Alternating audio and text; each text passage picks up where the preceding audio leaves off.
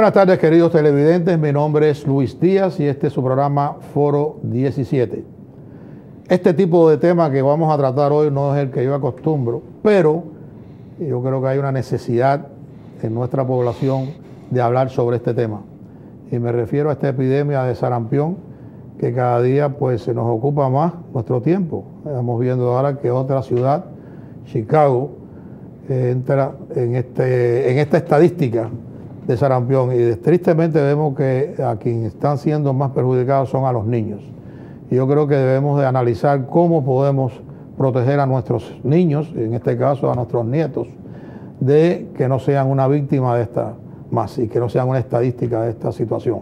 Y para eso tenemos un invitado en el día de hoy muy especial, el doctor Jorge Martínez, de Medicina General, pero un investigador científico en este campo de la salud. Algo que creo que es importante. He visto a las presentaciones del doctor en otros medios de difusión y esa fue la razón que me motivó, porque es una persona muy capacitada, un conocimiento vastísimo y que lo puede proyectar con facilidad para nosotros poderlo entender, quizás ayudarnos a educarnos por qué debemos nosotros quizás vacunarnos y evitar de que esto se siga propagando. Muchas gracias, doctor, por aceptar la invitación, le agradezco muchísimo. Gracias. Quiero felicitarlo porque yo lo he visto en comparecencias en otros medios y han sido extraordinarias. Me ha ayudado a mí mucho a entender y a reflexionar, por lo menos en algunas posiciones. Aunque quizás tal vez hoy podamos debatir un poquitico el tema de la vacunación, ¿no? Pero no hay duda ninguna de que la medicina preventiva es extremadamente importante para el futuro de nuestra sociedad. Así que le agradezco muchísimo. El sarampión. En los últimos 20 años, diría, y estábamos hablando antes de comenzar el programa, yo nunca había visto tanta cantidad de virus y que se convirtieran en epidemias y que nos impactara tanto. Quizás a lo mejor es por la proliferación de medios de comunicación que se encargan de hacernos esto, ¿no? Pero de verdad que crea pánico en la población, no hay duda ninguna. Y imagino que muchas veces hasta se ven en los hospitales o en la consulta de los médicos, de los padres yendo y tratando de preguntar qué pasa, qué sucede. Ilumínenos, doctor. Bueno, del sarampión podemos hablar bastante y tenemos un tema bastante amplio con respecto a sarampión. Vamos a hablar qué cosa es el sarampión primero. Exacto. Sarampión es una enfermedad que se llama exantemática o es de la que crea esas manchas rojas grandes en el cuerpo parecido a un sarpullido. Sarpullido. Ese es el tipo de enfermedad exantemática. Hay otras enfermedades, el sarampión es una de ellas. Y la transmite un virus, se llama paramyxovirus, y este virus ataca nuestro cuerpo, nos crea una serie de sintomatología, como un poco de tos, decaimiento, fiebre, enrojecimiento de los ojos, conjuntivitis, y también nos atraca a nivel bucal con unas lesiones que se llaman placas de Koplik, que son blancas. Eso es más o menos... En las encías. Sí, en las encías. Eso, el exantema o esa forma de sarpullido sale como 4 o 5 días después de la infección y desaparece como 5 o 6 días después. O sea, eso es el sarampión como tal. No es una enfermedad denominada mortal en los países desarrollados. En los países subdesarrollados es la causa número 1 de muerte en los niños. El sarampión. El sarampión. O sea, en países desarrollados no es mortal, es tratable, la incidencia de la mortalidad es muy baja, creo que es 1 o 2 casos cada 10.000, o sea, es muy bajita la incidencia de mortalidad, y no por el propio virus, sino que cuando ataca un organismo que está inmunodeprimido o malnutrido o con deficiencia de vitamina A o con una enfermedad de base como el asma o una enfermedad coronaria, tiende a complicarse y entonces muere la persona a causa del sarampión. Pero en Estados Unidos no podemos decir que es una enfermedad mortal, pero sí a nivel mundial es la causa número 1 de muertes en el mundo. Y cuando se dice virus no se puede tratar, no hay medicamentos para tratar el sarampión, porque los virus no... Déjame explicarte. Okay. Regularmente los virus como la influenza, en las primeras 24 o 48 horas le damos el famoso Tamiflu, que es un retroviral, y vamos a decir, la infección por influenza disminuye. En el sarampión no. El paramyxovirus, tú le das el Tamiflu y no hay solución en eso con él. O sea, es un virus que con unas medidas paliativas, o sea, va aliviando la sintomatología, aliviando la fiebre, aliviando el malestar, aliviando la parte de la picazón, el exantema, paliativamente, el virus pasa por sí solo, no pasó más nada y debes quedar inmune para toda la vida. Y digo debes, y hago un paréntesis aquí, porque muchas veces en nuestros países nos decían, tienes sarampión, ya tú eres inmune. Y de pronto la persona es adulta y le da el sarampión. Y entonces ahí viene la pregunta, ¿cómo si yo me dio sarampión cuando niño, me dio cuando adulto? Dígole, si el diagnóstico no te lo hicimos a través de un laboratorio de sangre, o sea, por la serología, a lo mejor tuviste otra de las enfermedades exantemáticas, o sea, que crean el sarpullido, pensaron que era un sarampión, te dijeron que era sarampión, como no tiene un tratamiento, se te quitó, pensaste toda tu vida que eras inmune, sin embargo fue otro tipo de enfermedad y no fue sarampión. Por eso yo le digo a muchas personas adultas que también se deben vacunar. ¿Qué otra enfermedad puede confundir en eso? Que tenga la misma sintomatología. La muy similar es la rubiola, la rubela, que también es familia. O sea, por el exantema que crea. No así la varicela, que es el chickenpox, que es el que crea ya una postulita con agua, esa agua después se revienta y después sale una postillita. No, esa es la varicela. Ya es mucho más, es un poco diferente. Pero el sarampión sí tiene 2 o 3 similitudes, inclusive otras enfermedades virales, hasta el sarpullido común. Ese del calor se nos confunde a veces con el sarampión. Sí, cuando nos sale el sarpullido común estamos en una etapa de una influenza, o sea, de un catarro común y te sale un sarpullido, personas piensan, tengo sarampión, y no es sarampión. Sí, que no se vayan a asustar las personas ahora que, por ejemplo, tienen niños de meses, que a veces los Pampers le crean ese tipo de sarpullido, el que calor, le decimos el rash aquí, el rash, que no quiere decir que tenga. No es que tenga sarampión. Pero de todas maneras, ante la duda, yo siempre digo, vaya a ver a su médico primario y que se diagnostique que es un rash. Porque te digo, hay una epidemia de sarampión en los Estados Unidos, está bastante agresiva. De hecho, no se ha hablado mucho de los 4 casos que se infectaron en Florida la semana pasada, pero hay 4 casos que se infectaron aquí en un show aéreo que había en Orlando. Estos 4 casos fueron para sus estados, entre ellos una menor de 11 meses, pero se contaminaron aquí. Ahora, ¿quién se los contaminó allí? O vinieron contaminados. O vinieron contaminados. Nunca se pudo saber. Hay un proceso de qué tiempo de que se pueda mostrar la enfermedad. La sintomatología puede mostrarse entre los primeros 5, 7, 14 días. Hay casos que lo han mostrado hasta 21 días. O sea, en medicina, acuérdate que nunca 2 más 2 es 4. Entonces, hay muchos parámetros. Todo está en dependencia de la persona, del sistema inmune de la persona, si la persona fue vacunado o no, si la persona estuvo expuesta al sarampión quizás de un familiar, tiene cierto grado de inmunidad aunque no desarrolló la enfermedad. O sea, hay muchas diferentes causas por las cuales puede aparecer en 5 días o puede aparecer en 21 días. Y usted dijo que este virus no solamente es del sarampión, sino también de la viruela, también es de la papera, le escuché yo a usted. El MMR, que es la vacuna que se recomienda poner, es la vacuna para el... La vacuna que se recomienda lo protege usted en todos estos tipos de enfermedades. Es la más conocida en muchos países como la triple. Que es papera, sarampión, rubiola.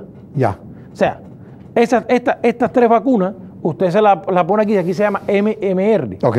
Esa vacuna lo inmuniza usted en la primera puesta dosis, 93%. Si se reactiva a los 30 días, un 97 a un 99%. O sea, es muy buena la vacuna, no da reacciones adversas.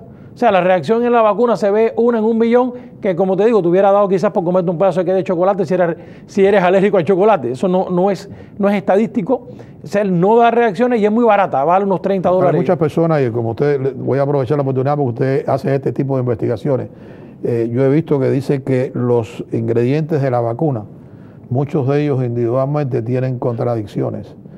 Hablemos un poquitico sobre eso para poder ayudar, porque yo creo que la mayor parte no es porque forzar a la persona, porque aquí estamos tratando de que se haga mandatorio. Correcto. Forzando a la persona y la persona bueno, está convencida y puede preocuparse de que le esté haciendo daño a su hijo o a su hija. El contenido de esa vacuna, ¿por qué muchos le dicen que tienen algunos ingredientes que es contraindicado, que es controversial? Porque eso viene desde una leyenda urbana, vamos a decir así. Y fue real, sí tenía ingredientes antiguamente que no antiguamente sí tenía ingredientes que no eran los más saludables para el organismo. O sea, ellos, la vacuna, o muchas veces como base, utilizaban el timerosal. El timerosal viene del mercurio y el mercurio es un metal. Y es un metal que queda... No, y el mercurio es malo para... Y no es bueno para el organismo. Entonces, tenían esa base. Eso era en los años 40, los años 50. Ya hace más de 20 años que ninguna vacuna tiene ese tipo de base. Ya. Pero se ha mantenido la leyenda de que vienen con mercurio. Se sabe que inclusive hay muchas enfermedades mentales que es por la acumulación de metales, como el plomo. O sea, se sabe de muchos artistas, antiguos pintores que padecían de enfermedades mentales por la acumulación de plomo en la pintura. Es dañino, ¿sabes? Bueno, de ahí viene toda esa leyenda de la vacuna con la relación a las enfermedades mentales y sobre todo lo que más se ve en la actualidad es el autismo. En el año 98 el doctor Lawrence hizo un estudio no científico, vamos a decirlo así, sino un estudio basado en 12 casos de autismo, que los 12 habían sido vacunados, y sacó una relación entre las vacunas y el autismo. Por supuesto, eso puso a la comunidad científica a pensar, a estudiar si eso estaba pasando realmente, y se vio estadísticamente que no. Se buscaron un grupo de niños que habían sido vacunados, 500,000 específicamente, y se encontró 100,000 que no habían sido vacunados. Y la incidencia de autismo en ambos estadísticamente era la misma. Es la misma. O sea, el no vacunarse o el vacunarse no determina los casos de autismo. También me encuentro personas que me han dicho, mi niño estaba totalmente bien, nació perfecto, y al año después que lo vacunaron, cuando tenía 2 años, desarrolló el autismo. No podemos decir con un niño de 1 año si va a ser autista o no va a ser autista. Es casi imposible, por no decir que no se establece un diagnóstico en 1 año el autismo. Lo empiezas a establecer cuando el niño empieza a desarrollar, a caminar, a actuar, a interactuar con los demás, y te das cuenta que ahí es donde hay autismo. Porque el autismo es una enfermedad conductual. Bueno, y hay muchos tipos de autismo también. Muchos tipos. Hay personas que funcionan normalmente con autismo. Y son bueno, ahora autistas. acaban de acusar a Putin, A Putin de autista. que es autista. Es con un tipo de autismo que se llama síndrome de Asperger. Ok. Es el que yo lo estuve leyendo, me llamó la atención, ¿no? Me llamó la atención y me causó risa, porque dice que eso, o sea, lo sacó el Pentágono, y está basado desde el punto de vista cómo actúa Putin, porque síndrome de Asperger es un tipo de autismo que se basa sobre el nivel de tomar decisiones de una persona.